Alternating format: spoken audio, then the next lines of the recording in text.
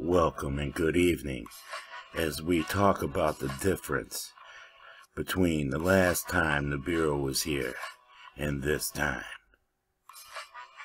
What's different about Nibiru's arrival this time is the fact that our planet's core is overheated due to wealthy rogues stealing the coolant oil out of the ground for more than a century and burning it into the air.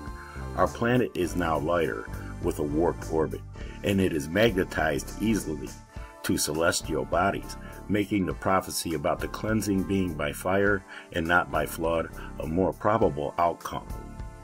I tried to find some images and some content referring to this subject, something scientific, but it has been commandeered, at least in this search engine, by video games, all except for this right here. And then if you just try to bring up images, this is what you get. A lot of images that don't really explain what I'm talking about. Okay, but we know that the last time Nibiru was here, it was different because the planet wasn't already overheated. We weren't stealing the coolant out of the ground and burning it into the air. Smoke down,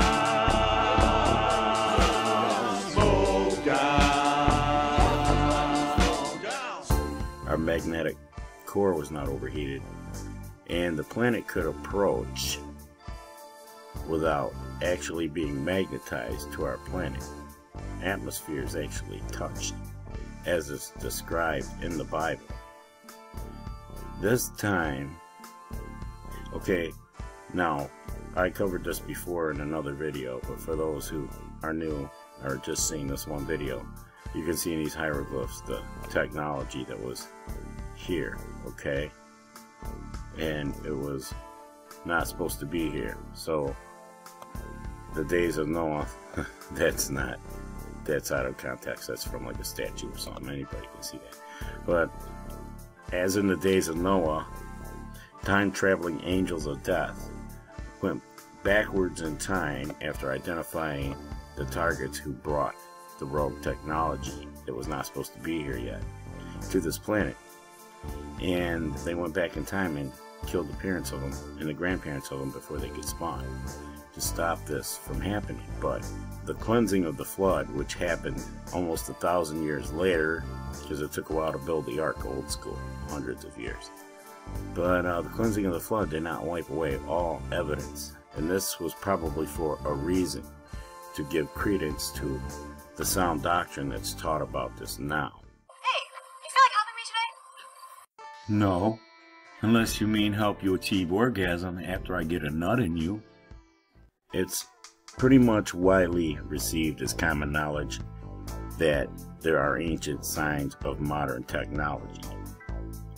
When they were here, they were utilizing Tesla's free energy. It was here before Tesla.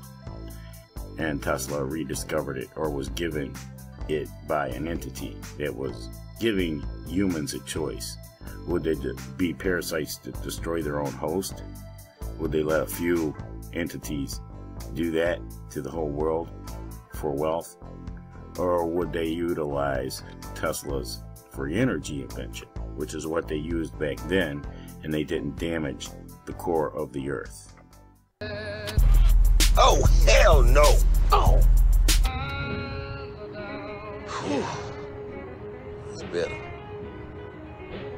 There are many references, both scientific and not so scientific, about Nibiru, both arguing against it and for it.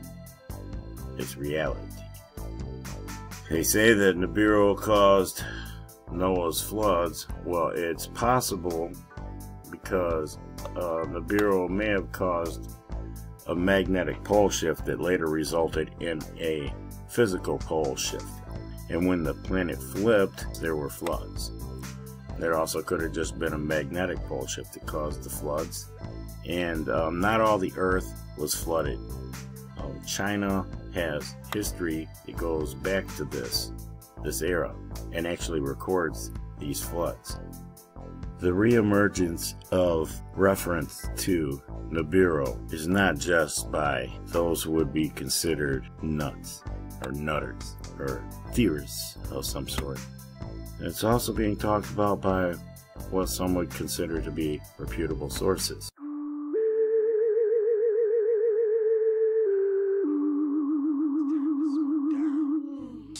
I wouldn't necessarily consider them to be reputable sources, but others would, and it's like, okay, even your people are talking about this, and it wasn't too long ago you were calling those who talked about this subject ungodly.